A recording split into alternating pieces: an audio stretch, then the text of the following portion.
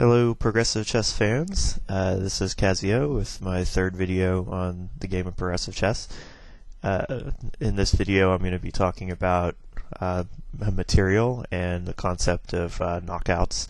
I'm going to show how you can beat someone even if you can't checkmate them or ghost them.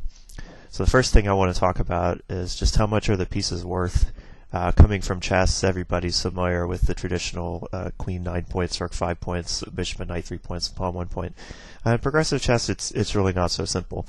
If we're just speaking in general about the pieces, then it's obvious that the queen and the rook have the most capturing power, especially the queen, which can deliver checkmate.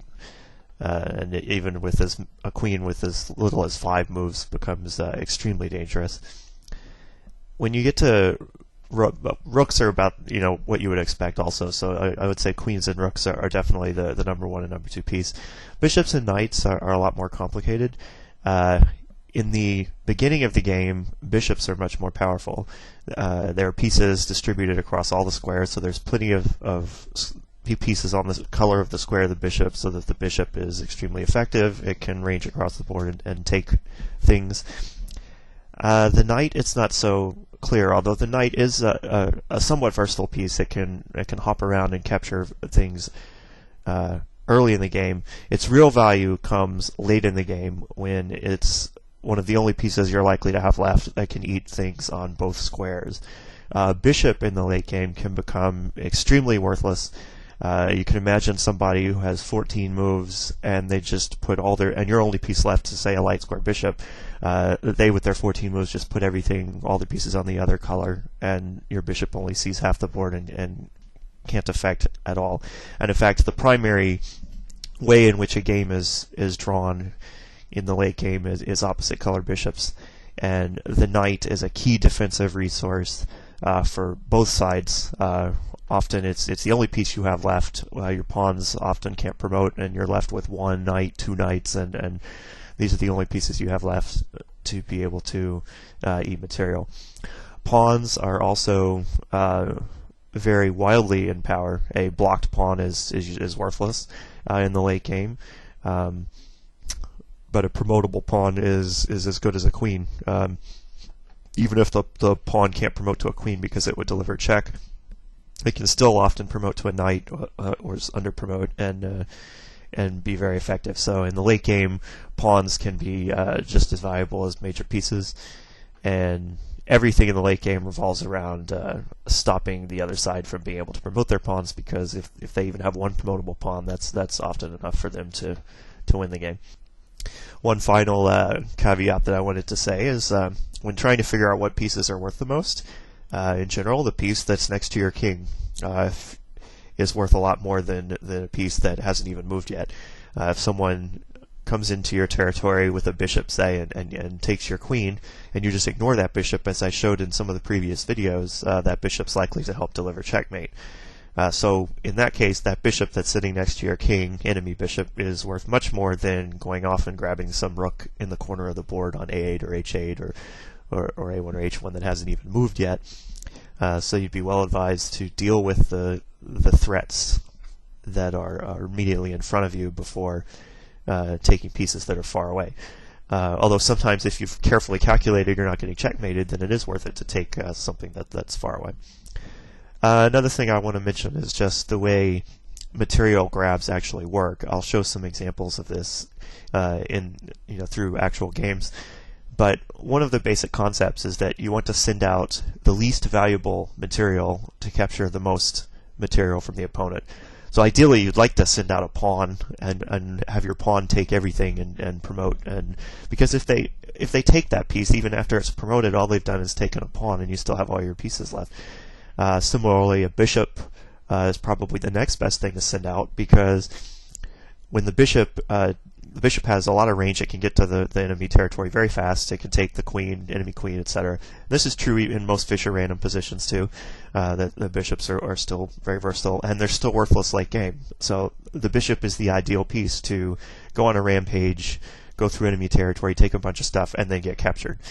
The knights you'd really rather leave on their starting squares. A lot of beginning players like playing moves like knight f6, knight h6, knight c6, and oftentimes this just puts the knight in the way of a promoting pawn. So knights are more pieces you want to just leave on your back rank and to try to preserve them so that you have them for later. The rooks, the queen, obviously, if it's around, the opponent's made a mistake, generally, if the queen's around on the 5 or the 6, and you often have some bowling ball-like series with the queen where she just mows through the enemy territory, and often she takes the enemy queen, but she takes 2 or 3 pieces down with her, so even though the opponent can then capture the queen, you often can just get a winning material edge that way. The rooks really come into play on the 7, starting about on the 7 or the 8, that's when you've typically can move the pawns in front of the rook, and then the rooks can swing out and get to the back rank. A rook that scythes along the back rank, taking all the opponent's pieces, is a very common thing. It's one of the reasons why you have to be careful playing moves like king d2 and king d7, because that leaves your whole back rank open to where a rook can just mow along the entire back rank and eat all the pieces. So now I'll go through and discuss some actual examples and show what you're actually trying to do in this game with material. Okay, so just like in regular chess, you can win a game of progressive chess based on material. The difference is, in regular chess, it's really obvious when you're up a piece. In progressive chess, people play on, in positions where it's obvious to the good player that their position, the other player's position is just hopeless, but it's not as readily obvious to the second player. They think, oh, well, I still have this or I still have that, therefore I can keep playing. And they're probably right in the general sense, but in the practical sense, they're just made moves that lose. So the first game I'm going to look at, I played on Gold Token back in 2008. I was white, and this is between me and a much weaker player. So this series with white isn't the best, but I was trying out a lot of different things on Gold Token. So e4, e5, e takes f6. First thing to notice is that I took a piece. And when I say piece in progressive chess, I generally mean one of rook, knight, bishop, queen, bishop, rook, or knight, those pieces, not the pawns. And if you'll notice, you basically have 7 pieces. And you can generally just keep account of how many pieces you have, and that's pretty accurate assessment of the game, even ignoring material, because you assume that the queens and the rooks and those things are going to get taken. So in this case, I'm now up 7-6, which is not necessarily a winning advantage, but the opponent should respond well. This particular series isn't so bad because he ends with check, and he gets my queen off the board. So piecewise now we're even at 6-6. So I found this series, which I think is very good. And this pawn here simply can't be ignored because it's going to promote if left to its own devices. So he's going to have to capture this pawn on the 6. So I now ate 2 pieces and am now up 6-4. Whenever you can get up 6-4 on the beginning of black 6, it's really bad. It's in general 2-piece advantage at this point is substantial. And this is all because I've managed to eat 2 minor pieces in the queen on the 5. In lots of normal series, the better series that black can try, you would only have eaten 1 piece and a queen at this point. And so black is simply down on material. So at this point, he played a common beginner's mistake, which is to play a series that doesn't get checkmated, but it just looks disruptive and better than it is, but it doesn't really actually accomplish anything.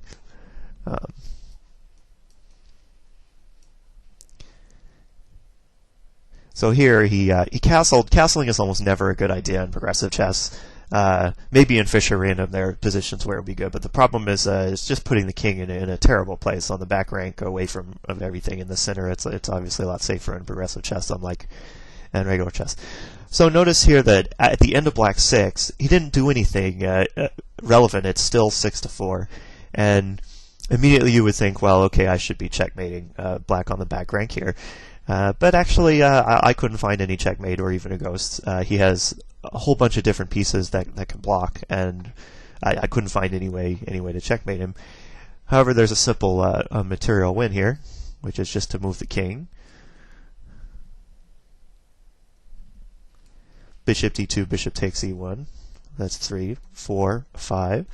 and on the 6th move, rook takes a7, rook takes a8. So this is what I'd call a knockout, which is when you reduce the other side to basically a worthless amount of material. In this case, black is forced to block and play knight b8 or knight d8, and he's not completely knocked out in the sense that he has he does have promotable pawns. Technically, my definition of a knockout is when you reduce the other side to just minor pieces, 1 or 2 minor pieces that can't do much, and unpromotable pawns. But here you're up 6 pieces to 1, so you can imagine he played knight b8. And then he did promote a pawn, but what can he do? I mean, it's going to take him 5 moves to promote the pawn. Then he'll have, of his 8 moves, he'll only have 2 left. And it's obvious he can't eat 6 pieces in 2 moves. So, although he did play on and actually promote on e1. And queen takes f1, queen takes g2. But, I still have 2 rooks on my 9, and it's rather easy to see that there's a simple checkmate with just putting a knight on f5 and then taking on b8. So I won that game rather handily.